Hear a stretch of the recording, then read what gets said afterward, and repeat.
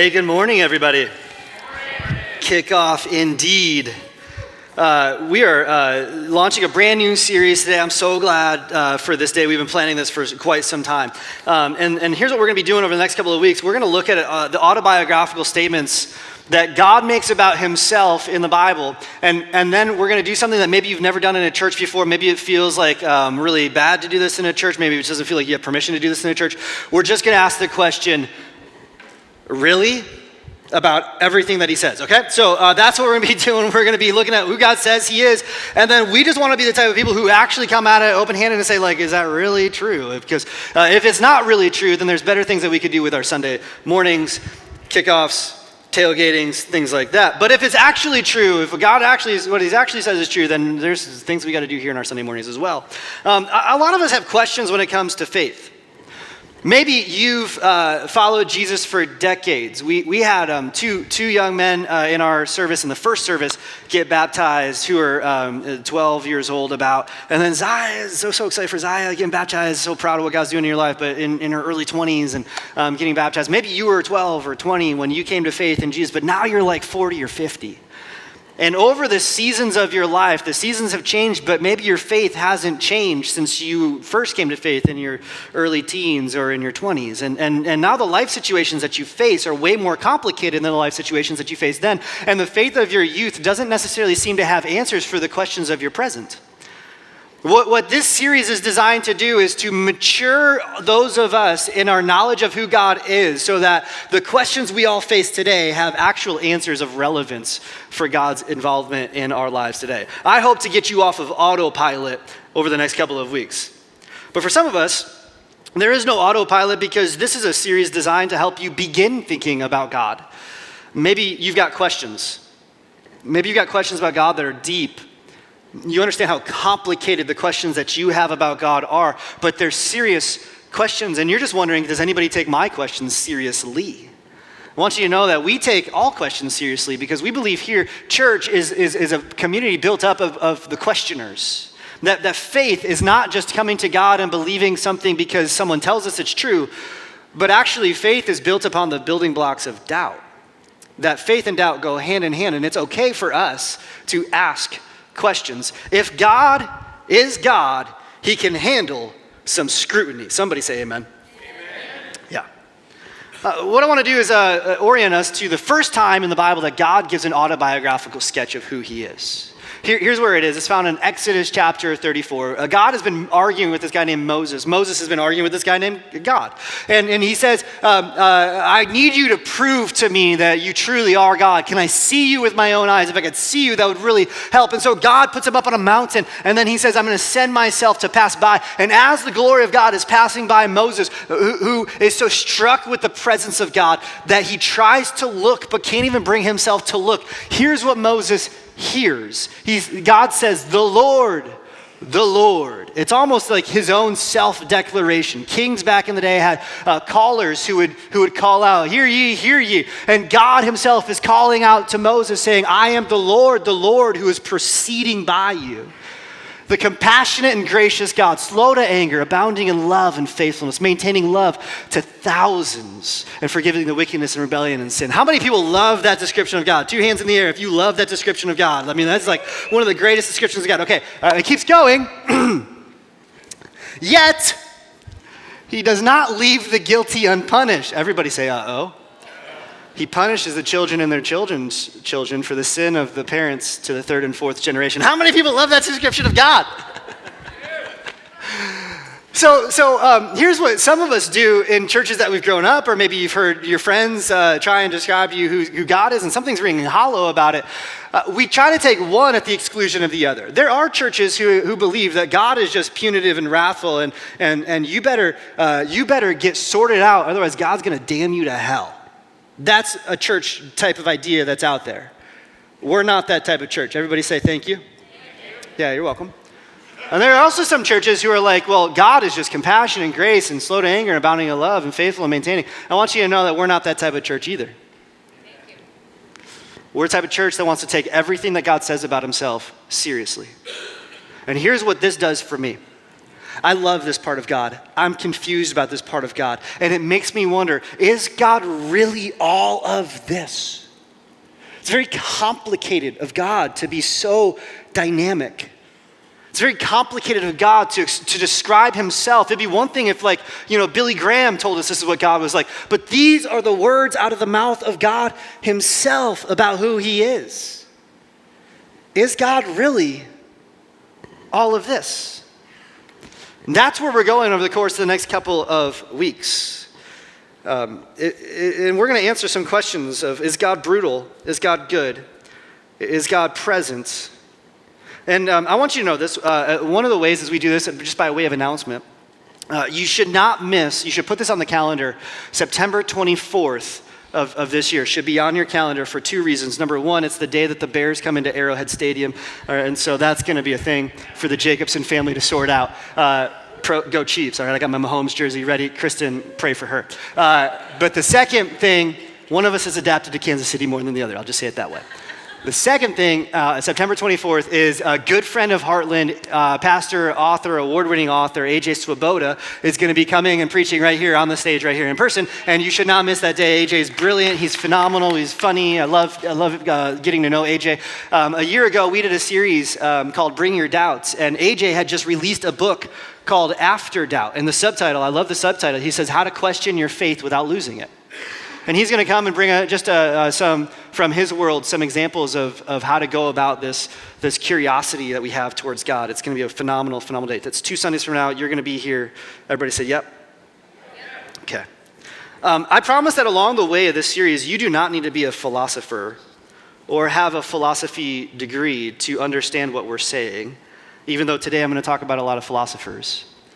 In fact, the questions that we have in this series are going to run along the course of our everyday life. And to give you an example of how run-of-the-mill some of these questions are, I want to just tell you about my Monday. Monday was a holiday, and I was on my way driving to a place where I was going to have a morning run, and I threw on a podcast. I hope it doesn't surprise you to know that I listen to more than the Bible. And I was listening to two of my favorite SNL comedians, Dana Carvey and David Spade. They've got a podcast. I don't know if I can recommend it from the stage, so I'm not going to recommend it from the stage, but I'm just going to tell you, I was listening to Dana Carvey and David Spade. I think they're hilarious. And they were interviewing a former SNL cast member, a woman by the name of Julia Sweeney. She was from the SNL period before my time watching things, so I really don't know who she is. But she got really deep with David Spade and Dana Carvey because Julia Sweeney's got this whole act right now that she's doing about religion and about the chaos of God. And within about 7 minutes of listening to this podcast episode on Monday, here's what I heard. I'm going to read you the transcript. This is what Dana Carvey says. He says this. He goes, did I ever believe in a magic God and all that stuff? No. I mean, I never bought it. And no one bought it in the Lutheran church, even the pastors, you could tell. Julia immediately picks it up. She goes, I fully believe now that no one really believes it. I mean, I think it's about tribalism and history and affection for the ritual and affection for the way of life. And so it's almost like it's useless to try and argue rationally with someone about it. It isn't a rational choice. It's usually you're born into it or you have an emotional thing that makes you join something because it helps your life. And I don't care. That's fine with me, people. This was my Monday, knowing that I was preaching on the question that I was going to be preaching on today, on Sunday. The question that they're bringing up is just simply this. Is God real? Is God real? How do we know that God is real? And this is what they get into. They say, Dana goes, he says the quiet thing out loud. He says, nobody really believes this stuff, right? And then Julia spikes it. She goes, nobody really believes it. And my favorite part about what she says, she goes, I don't care. Her point is that God isn't real for me, but if you need him to be real to cope with your life, you do you. And isn't that kind of like what you've run up against in your own life when it comes to this question of, is God real?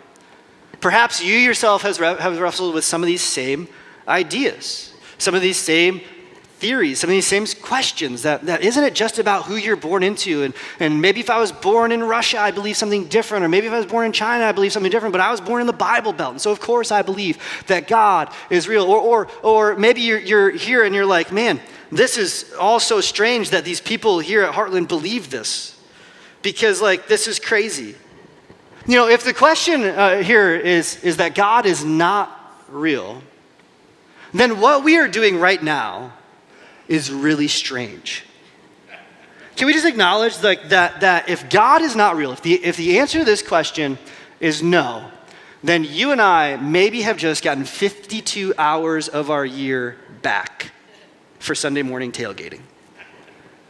Because if God isn't real, then it's really weird to show up on a Sunday, stand in rows, and sing. Do you know what that looks like? That looks like a cult. And it's really weird that our preferred means of communication is, some people call it teaching, some people call it communicating, but in its purest form is preaching, which is the lowest form of communication in our society since Madonna sang that song, Papa Don't Preach. And if God isn't real, then what we're doing in baptism should really just be called waterboarding. This question matters not just for how we spend our time on a Sunday morning, it matters for how we spend our everyday life.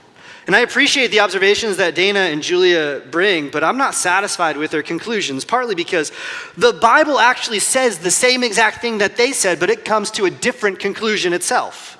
Unsurprisingly, the Bible asserts most forcefully that God is real. Here's what one of the New Testament letters to one of the earliest followers of Jesus says. It's by the person who wrote Hebrews. It says, faith is confidence in what we hope for, assurance about what we do not see. Anyone who comes to God must believe that he exists and that he rewards those who earnestly seek him. Like the whole premise of faith has to be anchored to something, and that anchoring of the Christian faith is the fact that we believe God is real. Are we crazy? And the atheist will say, yes, you're crazy because that first part, it tells you everything we've been trying to tell you is that you have what's called blind faith. Your faith is confidence in what you hope for, assurance about things that you do not see. And it's led a lot of people to go, well, if faith is in something that I can't see, then this is blind faith, and nobody wants to have blind faith. There's that show on Netflix. This is not in my notes. I shouldn't talk about this, but it's a show called Love is Blind. We all want to believe that the things that we're blind to can have a positive impact in our life. But here's the dirty secret of that show. Hardly any of those people have great relationships. We find out that love is not blind. That there's a part of it that you can base upon emotional things as a part of the superficial physicals. But at some point, we have to have something deeper for us than just the invisibility of something. So our question is this: is our faith blind? And the record of the New Testament is designed actually to tell us absolutely not. Our faith is those who were blind who now see. I mean, I could go anywhere in the Bible to talk to you about this, but I'm just going to go to the Gospel of John. John lived with Jesus. He was the guy that followed him around. John is even the guy that Jesus called him the one that I love the most. That's like a really braggadocious title, but that's who John is. John wrote 20.4% of the New Testament. John's kind of a big deal in our earliest forms of faith. And John wrote this about Jesus in John chapter 1. He says that nobody has ever seen God. John chapter 1, I think it's verse 17, 18, 19, somewhere in there. He says, but that's okay because Jesus shows us what God is like. And John's point is that the existence of Jesus points to the existence of God because everything the God of the Old Testament said he would do came true when Jesus was born, when Jesus lived, when Jesus died, and when Jesus rose from the dead. And to cap it all off, at the end of John's gospel, he writes this. He says in John chapter 20, verse 31, he says, but these are written, essentially like, hey, everybody, I didn't just want to tell you nice bedtime stories about this guy named Jesus. I wrote these things that you may believe that Jesus is the Messiah, the Son of God, and that by believing you may have his life in his name. I want you to see, John saying, that we have evidence. We've seen him. First John says, the things that we've talked about and touched and felt and experienced and seen with our own eyes, we pass along to you. Our faith is not blind. I could go around the entire Bible and show you how God's existence is proven on every single page of the Bible. But to do that would kind of be what I would be accused very quickly of being what's called preaching to the choir. Let me tell you, there are some days in my line of work where preaching to the choir sounds like a good gig. But I want better for us. I want better for us than just repeating some dead religious talking points and some verses that maybe people debate. I want you to know that unless you take seriously the claims of God in his word because it is so fiercely arguing for the existence of God, you will never, unless you take this seriously and find that this is lacking, you'll never be able to simply conclude in your own heart whether or not God is real.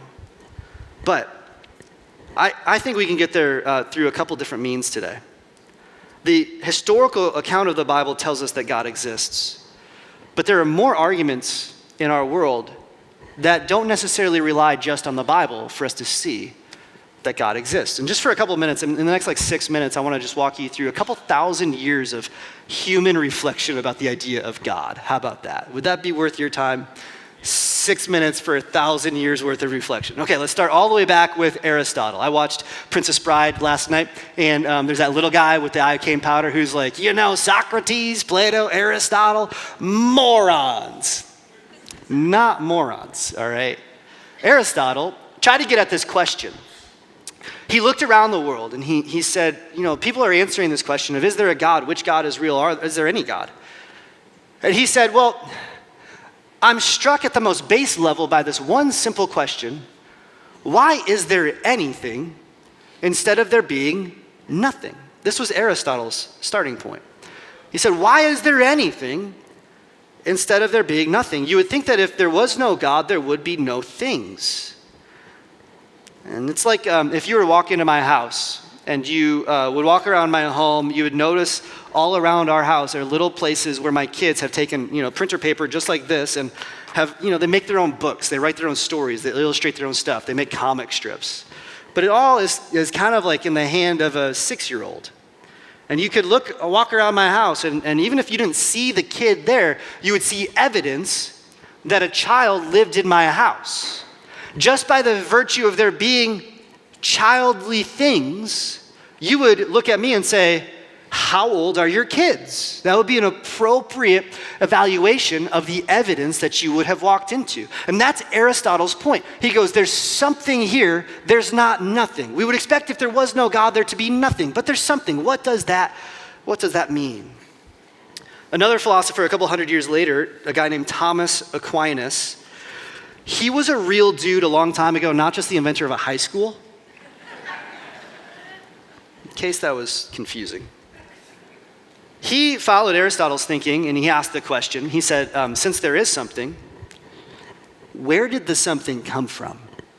And this is a very normal question that you and I have today, but this was made it was profound thought from Aquinas. And so if you and Aquinas didn't have this way of thinking, but we can apply his reasoning to it. If you and I just assume, just for a moment, I don't know where you are on this debate, I don't really care to have the debate, but if you just assume that there was a big bang millennia ago, if you assume that, you must have a moment, regardless of of regress, where our resources expire. That's how I want to say it. You got to go back that time where something had a starting point. That something had to come from somewhere.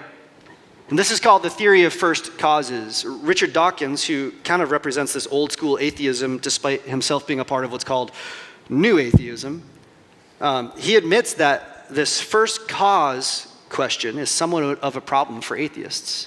In Dawkins' mind, here's what he said. He said, and he wrote this in The God Delusion. He said, Darwinian evolution is a reliable means of biology. So he believes that Darwinian evolution explains how life evolved once it was on Earth. But he said, where the materials for life came from, we're not sure. And he said, we're lacking a theory for why there's anything in the world at all. And he said, quote, cosmology is still waiting on its Darwin. He's saying that we need some theory to explain how the trick of the stuff appearing even appeared. I once heard Pastor J.D. Greer put it this way. I'm not sure if he made this up or what, but I heard it from him. He put it this way. He said that nothing times nobody cannot equal everything. That if you just take this on face value, nothing times nobody cannot possibly result in everything that you and I see. And Greer points out that Dawkins is committing the same textbook example of what he accuses Christians of committing, a blind leap of faith. That's called the cosmological argument. You're welcome. That's like a fancy word. You don't need to remember it. Just remember, nothing times nobody cannot equal everything. There's another argument that's explained by another atheist by the name of Stephen Hawkins. He once noted about the consistent ratios that he found embedded within the natural world, that our universe has mathematical equations that are so precise that the precision of these equations and the ratios led him to believe that our universe was, so here's his words, finely tuned for the flourishing of human life. This was Stephen Hawkins said this, and as Christians, we were all waiting for him to say the next thing, which would have been that fine-tunedness leads us to believe that this could only be the result of intelligent design. But he never said that, and I don't blame him for not saying that, but I do want to understand the fact that when he said that, all of us who have faith in God said, that's a great argument that we're going to adopt for our own side. And so we call this the finely tuned argument. We get this from Stephen Hawkins. And here's the argument, that this is not some happenstance universe, a statistical improbability that somehow became probable. We're not just lucky to be on the multiverse that actually has the ingredients necessary for life. No, actually, this world was created to sustain life, pointing to a creator. The finely tuned argument is like the Goldilocks theory, that the world is not too hot, not too cold, not too close, not too far. Everything here is just right to have humans flourish. Life exists. I won't make you say that's true, but you know that's true. You're living. And that might be the first evidence for God's existence. But the fact that our world seems to be so advantageous for humanity's flourishing makes it seem like the reason life exists is for human flourishing, and that's the goal of creation.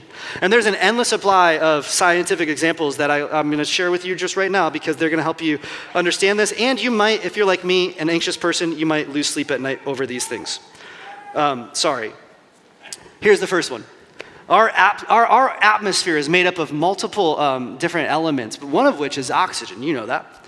And if the percentage shift in our atmosphere were to lose just a couple percentage points of oxygen, what would happen is the entire atmosphere would burn up and you and I would die. You're welcome. And this was the calculation that Oppenheimer had to make when he was building the bomb. If I blow this thing up, will it start a chain reaction that gets the atmosphere? Will I reduce the amount of oxygen in the atmosphere by enough percentage points? And if you watch the movie or if you know the story, it was a non-zero chance that could have happened. Okay, so that's one thing. Did you know that if the Earth was 2% closer to the sun, all of the Earth's water would evaporate? And guess what? We would all die. Okay, you're not following me yet.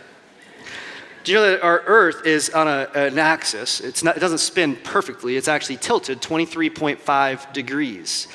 And that's perfect because 23.5 degrees allows the perfect temperature for the poles to be super cold and the middle to be a perfect vacation destination. But there's also a reason that 23.5 degrees on an axis is actually advantageous for us. It's because it maintains temperature and tides. That actually, if the Earth was tilted this way or this way, any degree, that life on Earth would actually become way too hot, global warming all aside, it would become way too hot, and actually, we would all, you're getting it. How about this? Did you know that water is so unique that it's the only molecule whose solid form is actually less dense than its liquid? So when it freezes, ice floats. We love this in our drinks. It's a wonderful thing. But if that weren't true, if water were somehow just like every other molecule, where the solid form of it is more dense than its liquid, then ice would sink. And that may sound fine for your water in the summertime, but it would be atrocious for glaciers. We would fall to the bottom of the Earth's seas, literally freeze the globe from the bottom up, and guess what? We would all, I love this church. It's so morbid. I could keep going. There's YouTube videos all about this. I would encourage you just to kind of go into your own rabbit hole on it. The point is that this is not lucky. There's a finely tunedness to our existence. That's the finely tuned argument. And the last one is just this. It's the scientific community around us has given us those two. And then here's one that we see from anthropology. As people have asked the question, why or does God exist? There's been a pointing out that humans are the only species in the world that possess morality, a true full conscience. And here's how I want to just kind of describe to you the moral argument. Have you ever watched on National Geographic or the Discovery Channel, have you ever watched a shark that has attacked anything? Shark Week, when sharks attack, you've watched it. It's amazing. Here's what you don't see afterwards. You don't see a shark, a great white shark, swimming to the bottom of the ocean feeling sorry for itself that it attacked anything. Have you ever seen a lion just tear apart a zebra in the middle of a safari? Maybe you've watched one of those documentaries, and it's got like fur in its teeth, you know? What you don't see is the lion going back to the backside of the safari and sitting in the corner crying about what he'd done again. That woe is him, he's got this instinct to just kill and he can't get rid of it. Why does a lion, okay, you guys are so far away. Let me get to your backyard. Has your dog ever killed a bunny? Has your dog ever killed a bunny in such a way where he brought the bunny to you and then looked up at you, put his tongue out his mouth and smiled? Had like 12 of those this year. No, why does a dog do that? Because it's in their instinct to do that. And do you ever see a dog feeling shamed about that? Well, no. Why is it that when I get behind the wheel of a car and in my neighborhood drive in the center of the street and a squirrel runs out in front of my car and my car does that thing where it goes do-do, and I feel like I just ended life. And my soul, okay, I didn't do that right. It actually goes do-do, do-do. Now you're with me. Why is it, here's a real question, why is it that deep in my heart I feel some sort of sense of loss for a natural animal that I didn't mean to hit, that I actually killed? I mean, that's just an accidental suburban squirrel homicide. There's way worse things that you and I do that we have to reckon with. Have you ever wondered, why do we have a conscience? Where did the idea of a conscience come from? If we're so evolutionarily evolved, was the conscience a thing that we've never evolved out of? Because it seems irrelevant if there is no God. In fact, it doesn't even just seem irrelevant to me. It seems like torture. Like we are torturing ourselves in our evolutionary species if the conscience is something that we're still hanging on to. Because our consciences are things that we are trying so hard these days to shed. Why is it that you and I have the ability to distinguish right and wrong? And why do we do this on a massive global scale so that when we see national conflicts, we all make moral decisions or judgments? This was famously brought to light by a man named C.S. Lewis, who back in the 1940s, in the midst of World War II, was giving lectures over the radio about God. They were compiled into a book called Mere Christianity. And here's one of the things that he says. He says, creatures are not born with desires unless satisfaction for those desires exist. A baby feels hunger. Well, there's such a thing as food. And a duckling wants to swim. Well, there's such a thing as water. He says, if I find in myself a desire which no experience in this world can satisfy, the most probable explanation is that I was not made for this world, or I was made for another world. If none of my earthly pleasures satisfy it, that does not prove that the universe is a fraud. Probably earthly pleasures were never meant to satisfy it, but only to arouse it, suggesting the real thing. The real thing that Lewis is pointing us to is the fact that there is a morality above the earth. That conscience that exists inside of each and every one of us is awaiting a day when it will finally be appeased in another world.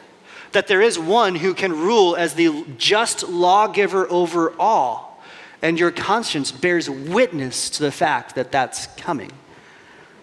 And that's C.S. Lewis's point, is that our morality leads us to see that we were created with a will. We're different than other beings on the planet in this whole entire known universe. And so those are three arguments. Let me just ask you this one simple question. Is God real? Well, I just gave you a lot of scientific, philosophical, and moral evidence to lead to a probable yes. But listen, I'm not ready for you to take off yet, because there's a deeper question. If all the evidence is really pointing to a probable yes, why doesn't everyone believe in God? Have you ever wondered about that?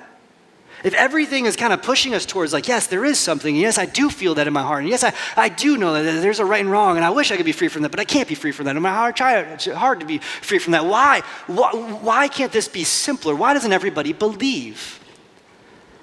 The answer comes, surprisingly, from Julia Sweeney, who I quoted earlier in this message, the woman who was talking to Dana Carvey. Here's what Julia Sweeney said. I'll put it on the screen for you. She goes, "It's almost like it was useless to try to argue rationally with someone about faith. Faith isn't a rational choice." And this is where Julia and I have a lot to agree upon. Because here's who we are. We are rational beings who take our rational beingness and act irrationally. Isn't that one of the most infuriating parts of being a human? Is that you can know all the facts about something and still choose to do the thing that the facts are leading you to do not. You can try and work your way out of something by knowing enough about it, but then you actually go and do the thing that your decision said you should avoid. We've examined a couple arguments that lead us to conclude the existence of God is rational, but faith, it's more than a matter of the mind. And this is really uncomfortable for all of us, especially those of us who have degrees and postgraduate degrees. You're like, well, I can think my way out of anything. But faith is not the mind, listen. Faith is not the mind-finding certainty.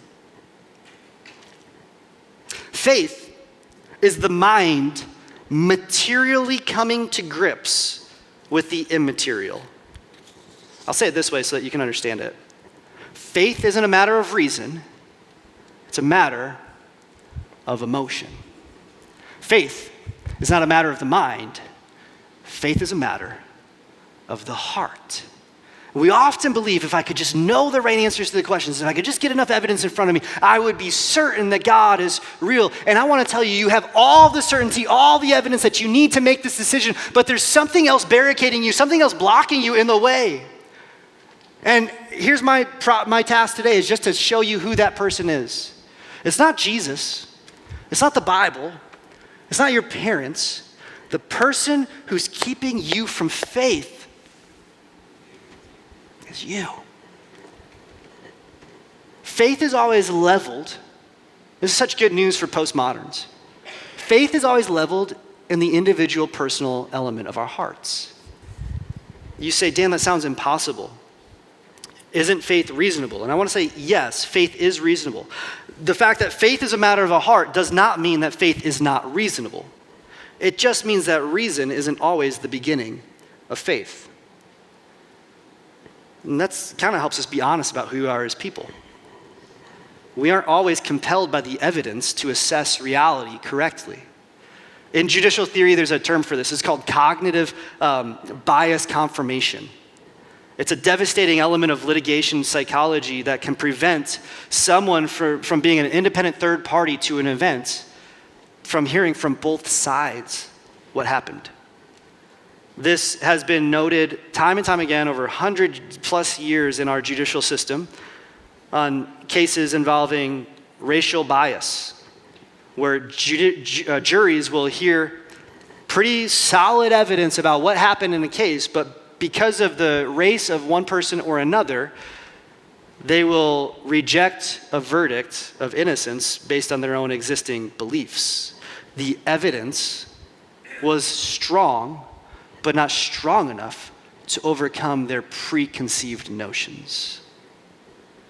for most of us, we actually have very strong preconceived notions about God. A lot of us think, God is magic. I don't know where we picked this up. I don't know if it was watching too much Aladdin when we were kids. I don't know what it was that made us think that God is this genie in the clouds, and if we just, rub the lamp the right way, he'll give us 3 wishes, and then our lives will be perfect. But for most people living in Kansas City, I run into them and they think that God is magic. God, just like Dana Carvey said, God is magic. He's in the clouds and he's magic. That's not what God says at all. He didn't say, the Lord, magical creator of the universe, itty bitty living space. He didn't say that. No. For most of us, we look at God and we just go by our own experience. Our own experience is really what we all use as a measure of God's existence. And I'm going to give you a couple criteria that I think we measure God against. I'm going to give you 4 different elements. I'm not going to put them on the screen because they're too sarcastic and too cutting for you to hear and remember. I'm just going to say them and then you're going to go, ooh, ouch. And then I'm going to put a Band-Aid on it, okay? But in Kansas City, I've learned over the past couple of years talking to people, here's the way that we think and experience the reality and the existence of God. We believe God is real if a couple conditions are met. Number 1, today is better than yesterday.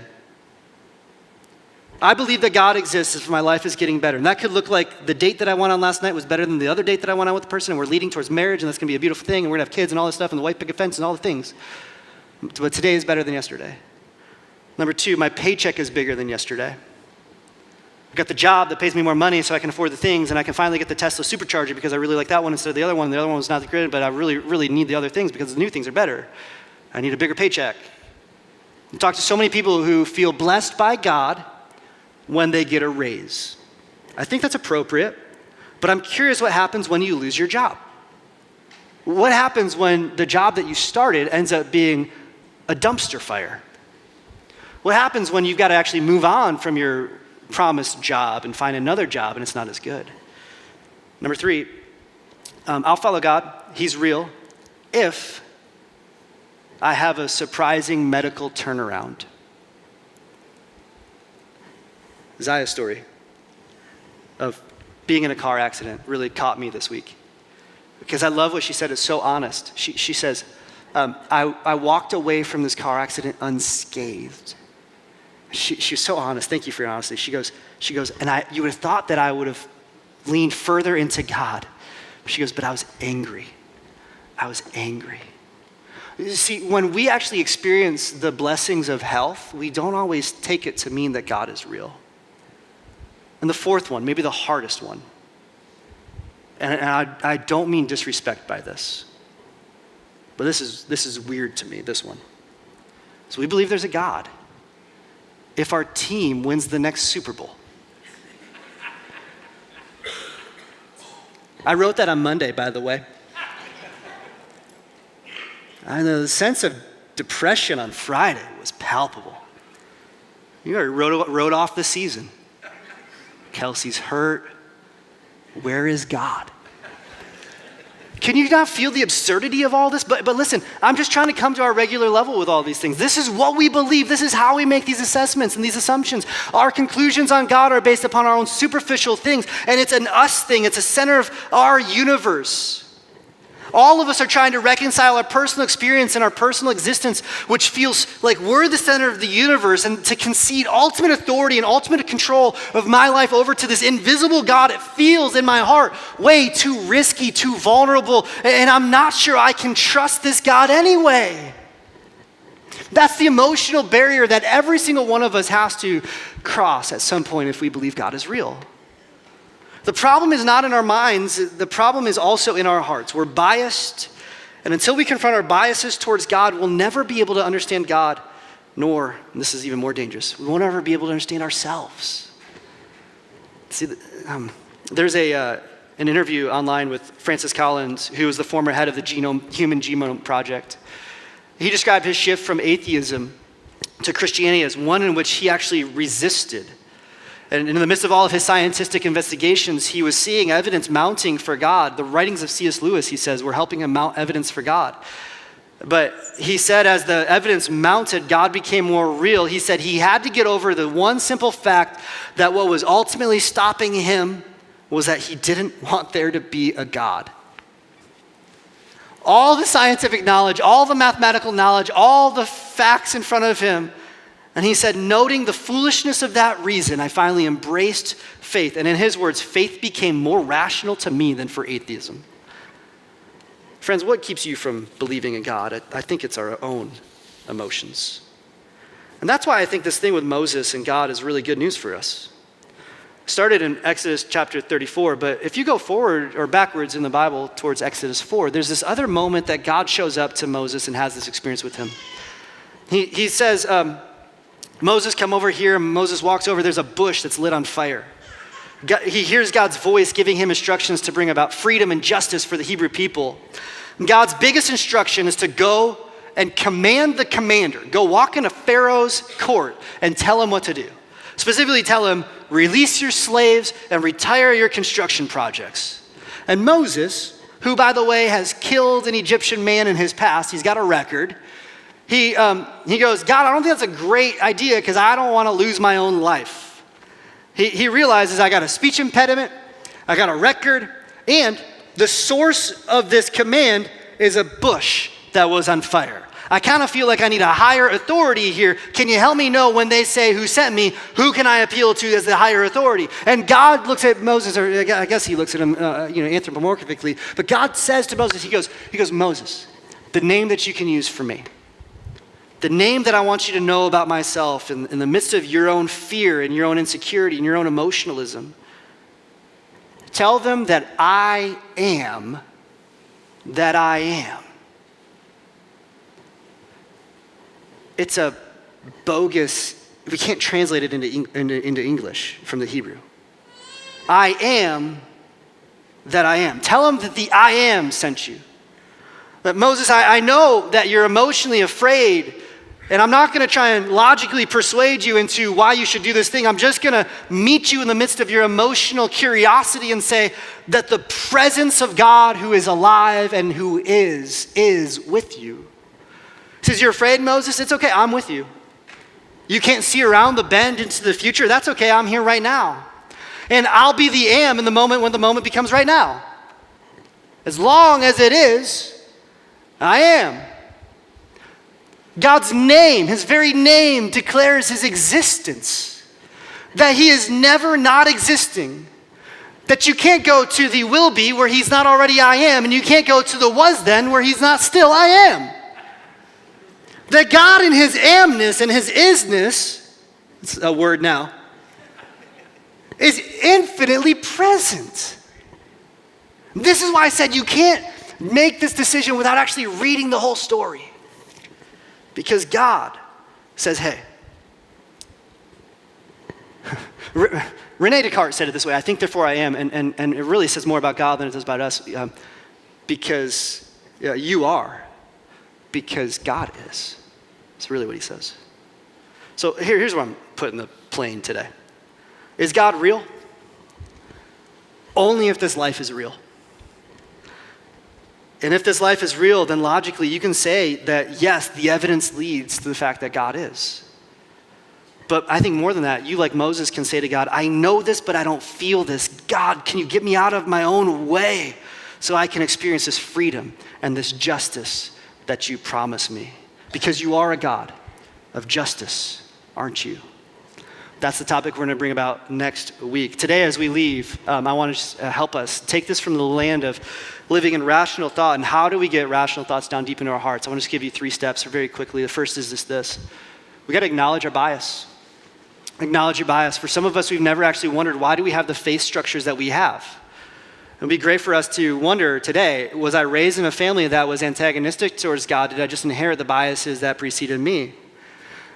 My story, I was raised in one of the most religious families in the Midwest. I'm a 5th generation pastor, for goodness sakes. You don't get more religious than me.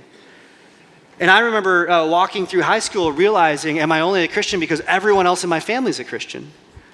And I had to acknowledge my bias that I was leaning towards saying there is a God, but that wasn't enough for me. I had to actually get from my head to my heart, and I had to acknowledge, why do I start from that place? It's because of my family. I don't know what your biases are, but the first point towards having some sort of certainty or some sort of confidence in the hope that you have, whether there is a God or not, is to acknowledge your bias. The second is to, simply just consult and consider all the evidence. Some people have never actually seen what God has to say about himself. And so whether you start a Bible reading plan that takes you through the next 5 years slowly, just read the Bible. There's so many questions we're going to go through that the Bible answers. The questions that people today have, like, is God vengeful? Is God mean? Is God far away? They're all described and answered right here in the Bible. But some of us, we just live in this information superhighway day and age where we've never actually considered the evidence. I'd love for you to consider the evidence over the next couple of weeks. There's a quote. I'll read it right now. Madeleine L'Engle, she wrote Wrinkle in Time. She says, "Those who believe they believe in God, but without passion in the heart, without anguish of mind, without uncertainty, without doubt, and even at times without despair, they believe only in the idea of God and not in God himself." My encouragement to you is, don't just believe in the idea of God. Examine and consider the sources. See it for yourself. And then finally, it's just simply this. Explore the heartbeat of Jesus. If you want to know, John said it this way, no one's seen God except Jesus makes him know. If you want to know who God is and what he's like, I want to invite you to Midweek. Midweek is just a place where people of faith and people who have no faith can get together and sit down around a table and be kind, civilized, caring humans, and can also just take seriously these questions that we have. We're the type of church where if you're a skeptic, you don't believe, you are absolutely welcomed. In fact, that's what we've built this place for, is a place for anyone to bring their questions and to have an open-handed dialogue. We're not going to try and shame you into following Jesus. We're not going to try and prove our point over you in midweek. We're actually just going to want to sit around a table and listen to you and hope that you would listen to other people and ask good questions and ask questions of one another. Midweek is a great place for us to explore the heart of Jesus, not just the idea of Jesus, but the heart of Jesus. Here's why. It's because at the end of the day, this is who we are. We are explorers of the way of Jesus. His way points us to the living God who I believe indeed is real. I think Dana Carvey might have been right about the type of church that he grew up in, but he's wrong about Heartland. This is a place where people truly believe the miraculous, that there is a God and that he's real. And this is what I pray comes to you by faith this week. We'll see you, Heartland, next week for week number 2. You don't want to miss it.